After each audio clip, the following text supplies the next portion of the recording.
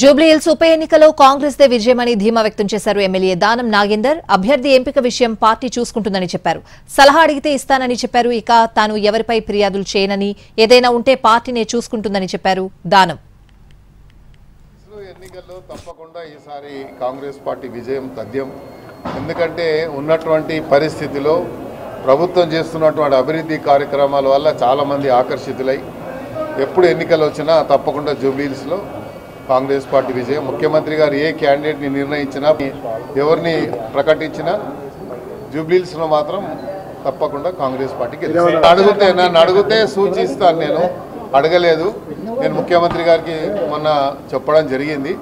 వారు కూడా దాంట్లో గ్రౌండ్ స్థాయిలో ఉన్నటువంటి వారి పరిశీలించమని చెప్పారు. తప్పకుండా నేను ఆ పనిలో ఉన్నాను. నేను ఎవరి మీద కంప్లైంట్ చేయను. పార్టీ అన్నీ చూస్తుంటుంది. పార్టీ సరైన సమయంలో ఎవరి మీద చర్య